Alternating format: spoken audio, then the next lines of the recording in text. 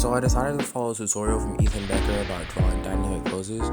Basically just finding where the shoulders are going to be, where the waist is going to be, and then just building your figure for your character off of that. Dynamic poses were always a really complex thing for me to draw for some reason, and I could never understand why. When I first started out, I got into the anatomy of it way too much. Now I just boil it down to simple shapes. Like here, I'm just using what I learned off of his tutorial, or what I chose to learn off of his tutorial, and then just used it to draw this figure right here.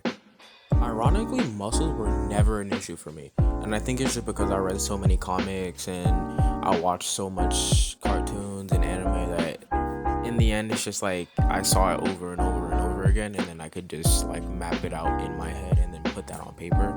But this one was kind of just like a short exercise that went wrong. I say it went wrong because it was supposed to be a short exercise, and then it progressed into something like way bigger than I thought it would be. So that would lead into what I'm doing now, the shading and eventually the coloring. I don't do background art though. Like, I've experimented with background art like at least a few times, but it's not something I regularly draw, so I think that's a habit I'm going to try to change. And here's me filling in the rest of the color, trying to fill in the effects, signature, basic stuff.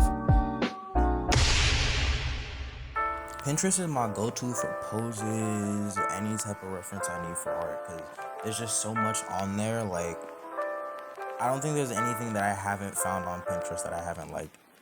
Now, the second one is more of a personal one, like the Soccer Mad comps. I watch these and kind of like pause within frames to see just what I'm drawing.